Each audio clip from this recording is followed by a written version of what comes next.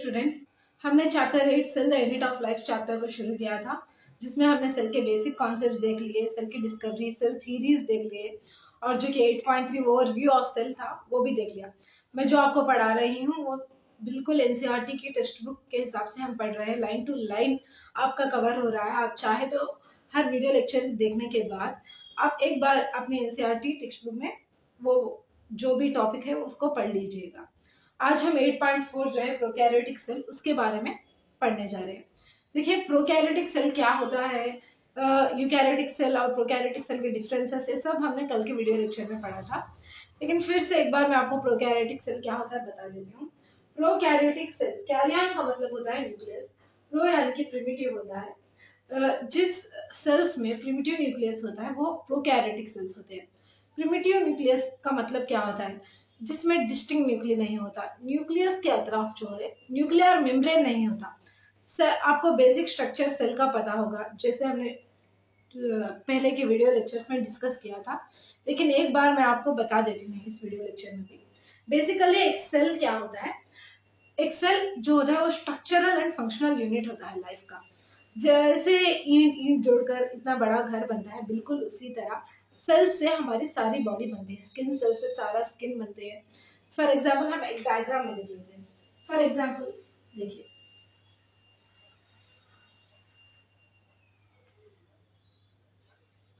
ले लीजिए एक ह्यूमन बॉडी है। सारी की सारी बॉडी किससे बनी होती है, सेल्स से बनी होती है। देखिए सारे जो है इस सेल्स से। अब हम अगर एक सेल को एनलार्ज करके देखते हैं, एक सेल, इसमें से एक सेल ले लेते हैं, अब एक सेल को एनलार्ज करके देखते हैं। हम जस्ट ओवरव्यू देख रहे हैं सेल का, जिसने मैंने पिछले वीडियोस में भी एक्सप्लेन किया था, लेकिन इस बार भी एक बार बता देते हैं। देखिए सेल होता है, सेल के आउटर कवरिंग होती है जिसे हम कहते हैं सेल मेम्ब्रेन, या फिर इसे ही कहते हैं प्लाज्मा मेम्ब्रेन कहते हैं। सेल मेम्ब्रेन भी कहते हैं और प्लाज्मा मेम्ब्रेन भी इसे कहते हैं।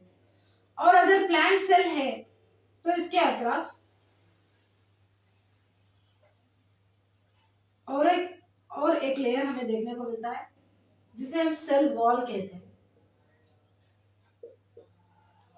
सेल वॉल के अंदर होता है सेल मेम्ब्रेन, इसके अंदर एक फ्लूइड होती है। इस सारी फ्लूइड को हम कहते हैं साइटोप्लाज्म कहते हैं।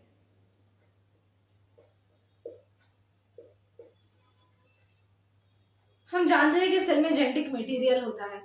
ये जेनेटिक मटेरियल डीएनए वगैरह सब न्यूक्लियस, एक स्पेसिफिक ऑर्गेनेल होता है सेल में, उसे हम न्यूक्लियस कहते हैं। और उस न्यूक्लियस में ये जो भी जेनेटिक मटेरियल डीएनए होता है वो होता है। फॉर एग्जाम्पल ये देखिए, तो ये क्या न्यूक्लियस देखने को मिलता है। देखिए यहाँ पर जो न्यूक्लियस होता है, ये सेल वॉल जो है प्लाज्मा मेम्ब्रेन,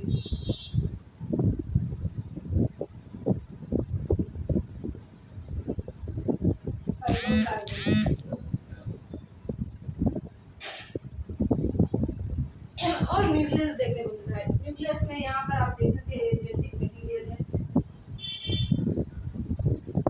न्यूक्लियस के अतराफ हमें न्यूक्लियर मेम्ब्रेन देखने को मिल रहा है। Nucleus is surrounded by nuclear membrane.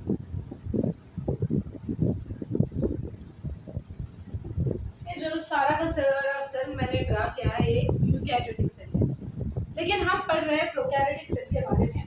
मैंने एक बार यूकैरियोटिक सेल इसलिए समझा दिया क्योंकि आपको प्रोकैरियोटिक सेल को समझने में आसानी हो। देखिए यूकैरियोटिक सेल में आप देख सकते हैं कि न्यूक्लियस के अतराफ न्यूक्लियर मेम्ब्रेन है, वेयरएज यहाँ पर देखिए जो न्यूक्लियस एब्सेंट है प्रोकैरियोटिक सेल्स में, दोनों के दोनों प्रोकैरियोटिक सेल्स है। यहाँ पर जेनेटिक मटेरियल जो है वो साइटोप्लाज्म में इसी तरह पड़ा हुआ है, और इस डेंस स्ट्रक्चर को हम कहते हैं न्यूक्लियोइड कहते हैं। और जो न्यूक्लियस का जो ट्रू न्यूक्लियस है वो प्रोकैरियोट्स में एब्सेंट होता है, और ये दो प्रोकैरियोटिक सेल्स है, ये यूकैरियोटिक सेल है। और हम इसे प्रोकैरियोटिक सेल जो हमारी टॉपिक है उसे आप डिस्कस करेंगे। ओके, तो प्रोकैरियोटिक सेल्स के टिपिकल एग्जांपल्स हैं बैक्टीरिया, ब्लू ग्रीन आल्गे, माइकोप्लाज्मा और पीपीएल। देखिए ब्लू ग्रीन आल्गे का दूसरा नाम है साइनोबैक्टीरिया, आप एक जगह नोट कर सकते हैं। और ये सारे प्रोकैरियोट्स हैं, यानी कि इनके सेल्स में जो न्यूक्लियस होता है it is not surrounded by nuclear membrane, nuclear structure होता है उनके सेल्स में। ओके, और माइकोप्लाज्मा को ही पीपीएलओ कहते हैं। जो माइकोप्लाज्मा प्लूरोनिमोनिया काज करती है उसे हम पीपीएलओ यानी कि प्लूरोनिमोनिया लाइक ऑर्गेनिजम्स कहते हैं। सो ये दो सिनोनिम्स की तरह हम ले सकते हैं। जनरली प्रोकैरियोटिक सेल्स जो होते हैं वो यूकैरियोटिक सेल्स से कंपैरेटिवली स्मॉलर होते हैं and they multiply more rapidly than the eukaryotic cells. जो सेल डिवीजन होता है प्रोकैरियोटिक सेल्स का वो यूकैरियोटिक सेल्स से फास्टर होता है। And prokaryotic cells vary greatly in their shape and size. Different shapes के prokaryotic cells होते हैं और different sizes के भी होते हैं। तो different shapes क्या क्या है?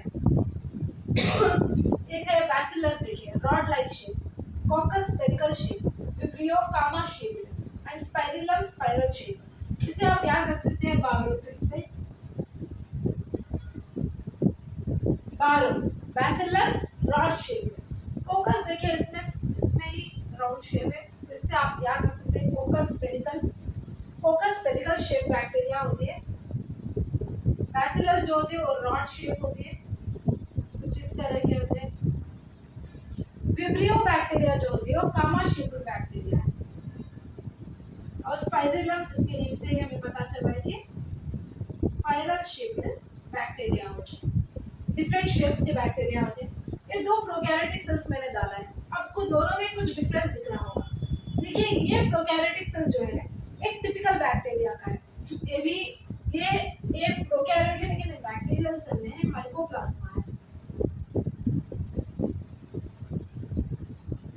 और एक बैक्टीरिया का सेल है।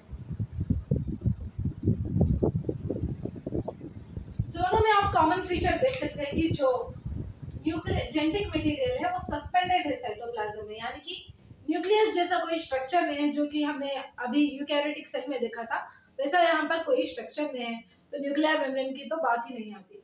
देखिए जेनेटिक मटेरियल इस तरह सस्पेंड है, वैसे हम न्यूक्लियाइड कहते हैं। और एक डिफरेंस आप देख सकते हैं, यहाँ पर सेल वॉल प्रेजेंट है, वेराज इन माइकोप्लाज्मा में सेल वॉल एब्सेंट होता है। जो आउटर मोस्ट लेयर होता है वो सेल मेम्ब्रेन होता है।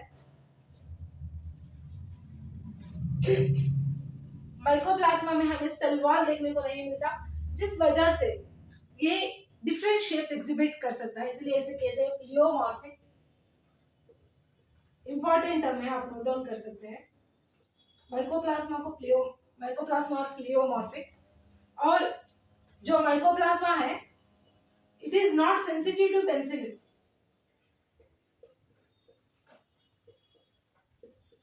पेनिसिलिन एक एंटीबायोटिक है जो सेल वॉल पे अटैक करती है। माइकोप्लाज्मा में सेल वॉल ही नहीं है, तो पेनिसिलिन से माइकोप्लाज्मा को कोई फर्क नहीं पड़ता।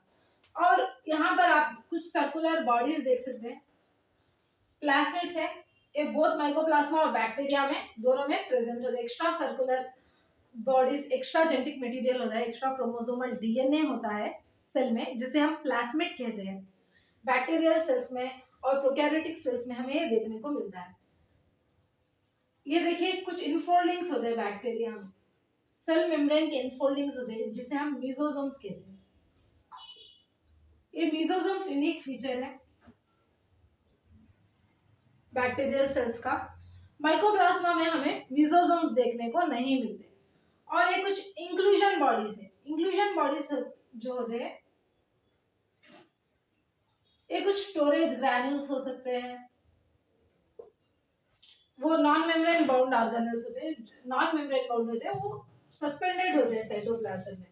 तो बैक्टीरिया और माइकोप्लाज्मा में कुछ डिफरेंसेस भी हमें देखने को मिला और सिमिलरिटीज भी हमें देखने को मिले।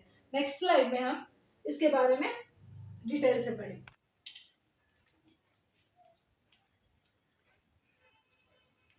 तो हम प्रोकैरियोटिक सेल्स के कुछ इंपॉर्टेंट पॉइंट्स डिस्कस करने जा रहे हैं। देखिए all prokaryotes have a cell wall. अभी हमने डायग्राम में देखा था कि माइकोप्लाज्मा एक प्रोकैरियोट है लेकिन उसे सेल वॉल नहीं है, तो इसके लिए एक एक्सेप्शन है mycoplasma. All prokaryotes have a cell wall surrounding the cell membrane except mycoplasma. हमने देखा था जो सेल मेम्ब्रेन और न्यूक्लियस के बीच में न्यूक्लियाइड के बीच में फ्लूइड मैट्रिक्स होता है, वो साइटोप्लाज्म होता है। प्रोकैरियोट्स में हमें कोई वेल डिफाइंड न्यूक्लियस देखने को नहीं मिलता, न्यूक्लियर मेम्ब्रेन एब्सेंट होती है, जेनेटिक मटेरियल जो होता है वो नेकेड होता है, it is not enveloped by nuclear membrane in prokaryotes. अभी हमने डायग्राम में देखा है सभी। In addition to genomic DNA के साथ साथ हमने देखा कि स्मॉल सर्कुलर डीएनए भी पड़े हुए थे बैक्टीरिया में, उसे हम प्लाज्मिड्स कहते हैं। प्लाज्मिड डीएनए जो होते हैं वो यूनिक फिनोटाइपिक कैरेक्टर्स देते हैं। यूनिक फिनोटाइपिक ट्राइट्स क्या होते हैं इसका मतलब, जैसे कि स्पेशल कैरेक्टर्स, जैसे कुछ बैक्टीरिया है उसमें एक प्लाज्मिड होने की वजह से वो एंटीबायोटिक का रेसिस्टेंस शो कर सकता है, जैसे कि resistance to antibiotics. And plasmid DNA help करता है बैक्टीरियल ट्रांसफॉर्मेशन को विद फॉरेन डीएनए। इसके बारे में आप हायर क्लासेस में पढ़ेंगे, जिसमें प्लाज्मिड डीएनए जो कि यूज किया जाता है बैक्टीरियल ट्रांसफॉर्मेशन के लिए with foreign DNA. No organelles like the ones present in eukaryotes are found in prokaryotic cells. कह रहा है कि कोई भी जो ऑर्गेनेल होता है जो यूकैरियोट्स में पाया जाता है, वैसा ऑर्गेनेल हमें प्रोकैरियोट्स में देखने को नहीं मिलता। पर इसका एक एक्सेप्शन है, वो है राइबोसोम्स। राइबोसोम्स एक ऐसे नॉन मेम्ब्रेन बाउंड ऑर्गेनेल्स होते हैं जो कि हमें प्रोकैरियोटिक सेल्स में भी देखने को मिलते हैं और यूकैरियोटिक सेल्स में भी हमें राइबोसोम्स देखने को मिलते हैं। नेक्स्ट है इंक्लूजन्स। इंक्लूजन्स जो है वो यूनिक फीचर है प्रोकैरियोट्स का। इंक्लूजन्स हमें सिर्फ प्रोकैरियोट्स में देखने को मिलते हैं, एक यूनिक फीचर है प्रोकैरियोट्स का। हमने अभी सभी ये सब पॉइंट्स डायग्राम में डिस्कस किए थे, लेकिन एक बार आपको पॉइंट्स की फॉर्म में मैं समझा रही हूँ। मेसोसोम्स जो है वो इनफोल्डिंग्स ऑफ सेल मेम्ब्रेन होते हैं। प्रेजेंस ऑफ मेसोसोम्स भी एक कैरेक्टरिस्टिक फीचर होता है प्रोकैरियोटिक सेल का, लेकिन हमें माइकोप्लाज्मा में मेसोसोम्स देखने को नहीं मिलते। माइकोप्लाज्मा एक प्रोकैरियोटिक सेल है, लेकिन इसमें हमें मेसोसोम्स देखने को नहीं मिलते। ओके, लेकिन अब ये वीडियो लेक्चर सारा कंप्लीट होता है, इससे पहले कि हम इसे फिनिश करें, मैं आपको 2 क्वेश्चंस पूछना चाहती हूँ। पहला क्वेश्चन ये है कि do all prokaryotes have a cell wall? Do all prokaryotes have a cell wall? So इसका आंसर है no, all prokaryotes do not have a cell wall. Exception है इसका, एक्सेप्शन है माइकोप्लाज्मा। माइकोप्लाज्मा जो है उसमें सेल वॉल हमें देखने को नहीं मिलता। All the organelles that are found in no organelle found in eukaryote is found in prokaryote. Is it true? No, it is false. क्योंकि राइबोसोम एक ऑर्गेनेल है जो कि हमें यूकैरियोट्स में भी देखने को मिलता है और प्रोकैरियोट्स में भी देखने को मिलता है। Okay, thank you. Next video में हम इसके बाद का जो पार्ट है वो डिस्कस करेंगे।